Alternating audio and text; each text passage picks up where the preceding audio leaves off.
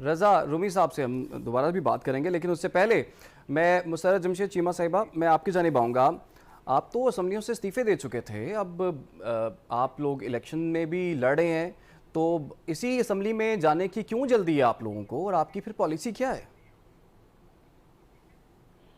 बिस्मिल्लाहिर्रहमानिर्रहीम, बहुत शुक्रिया। देखें, हमने अल्टीमेटली तो इसी असेंबली में ही जाना है और अवाम की ताकत, असल ताकत जो अवामी मैंडेट है उसके बलबूते पे जाना, और हम ये इन फस्तायत का शिकार उन ताकतों को ये बताना चाहते हैं जिनके बलबूते पे ये आए हैं कि अगर जमहूरियत है तो जमहूर ही असल ताकत है, ताकत का सरचश्मा अवाम है, और उनके मैंडेट से जो आएगा वो ही इस मुल्क में जमहूरी हुकूमत में हक हुक्मरानी रखता है। अब लड़ाई क्या है? देखें, पंजाब में अगर हम बायकॉट इलेक्शन का करते तो जो अवाम ने साबित किया, ये जो इंपोर्टेड हुकूमत हम पे और अवाम के ऊपर मुसल्लत की गई थी, उसको उन्होंने जितने अच्छे तरीके से, एहसन तरीके से अपने वोट की ताकत का इस्तेमाल करके रिजेक्ट किया। आज अल्हम्दुलिल्लाह हमारी दोबारा पंजाब के अंदर हक है। वो जो लोटे डी नोटिफाई हुए थे, मैं उनकी बात कर रही हूँ। अभी देखें, अभी क्यों खान साहब मेजर सीटों पे, तकरीबन सारी सीटों के ऊपर इलेक्शन लड़ने का इरादा क्यों उन्होंने किया? वजह यह है,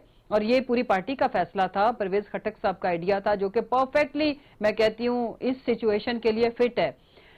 इस असल में हम इनको ये बताना चाहते हैं कि अवाम आपको रिजेक्ट कर चुके हैं और उसका वो इजहार करेंगे अपने बैलेट पेपर के जरिए से, बैलेट बॉक्स से वो इनको आखिरी इंशाल्लाह इनके ताबूत के अंदर अवाम कील ठोकेगी। असल में हमारा तो झगड़ा है ही इलेक्शन कराने का, हमारा तो झगड़ा है ही कि आप जो भी फ्रेश मैंडेट के साथ गवर्नमेंट आए उसको फिर पूरी ताकत के साथ जितने भी हमारा आयन और कानून इजाजत देता है उसको वो एक्सरसाइज करे और इस मुल्क की बेहतरी के रास्ते पे इस मुल्क को लेके जाए। अवाम की जिंदगी में जमहूरियत अगर कोई सहूलत, कोई आसानी नहीं लेके आती इमरान, तो उसका क्या फायदा? मेरी बात सुने ना, जनरल इलेक्शन नहीं हो रहे, जिंदगी इलेक्शंस पे आप लोग फिर राजी हैं, इतना मिल जाए बस ठीक है, काफी आपके लिए?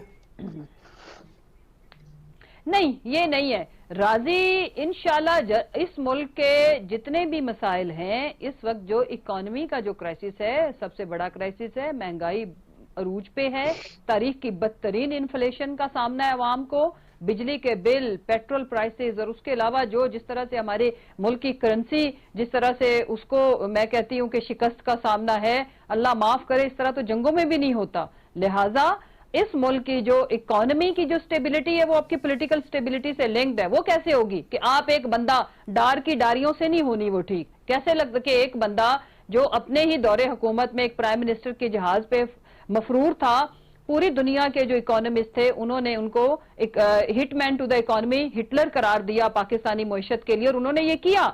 लेकिन उसके बाद उसी दोबारा से उसको ले आने से, ये डार के आने से, मिफ्ता के आने से पाकिस्तान के जो मसाइल है, अवाम के जो मसाइल है, वो हल होने वाले नहीं है।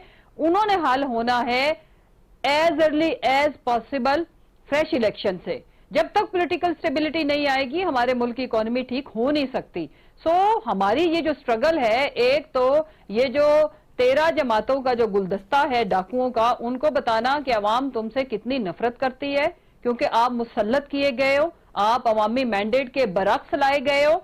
आज भी सेंटर में जिनकी सबसे ज्यादा सीटें हैं वो पीटीआई है, जिसकी तकरीबन नहीं 4 सूबों में हमारी गवर्नमेंट है, Punjab, KP, GB and Kashmir. और उसके बाद ये बताइएगा, जिस तरह से ये बताइएगा, क्या आप जो अभी जो जितने हलकों में इलेक्शंस होंगे, क्या इनके नतायज को आप लोग कबूल करेंगे? मैं ये अर्ज करूं, ये पहले भी जो अंदाजे लगा के बैठे थे, मैं पंजाब के बाई इलेक्शन की एग्जांपल इसमें फिर दूंगी।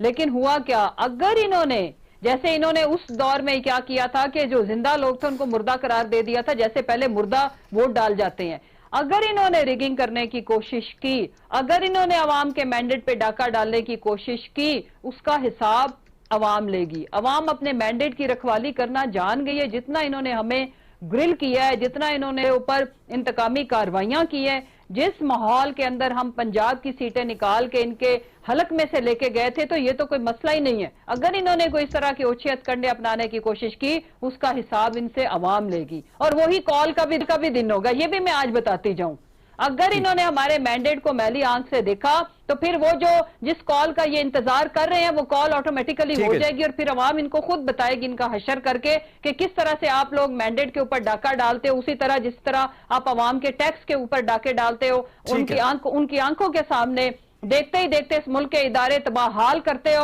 और अपनी अंपायर खड़ी करते हो और फिर लोगों को भाषण देते हो कि मेरे दादा अबू बड़े अमीर कबीर थे और उसी का चाचा कहता है फ्लोर ऑफ द हाउस कि मेरा अब्बा बड़ा किसान था, गरीब था। इंपॉर्टेंट चीज ये है कि अवाम इनकी एक एक झूठ उनके आगे खुल के सामने आ चुका हुआ है। जी, आपका मेरी पॉइंट आ गया। क्या पाकिस्तान में भी कोई जायदाद से लेके ये है वो जराए तक अवाम इनको इसका बदला लेगी अपने वोट की ताकत का इस्तेमाल कर।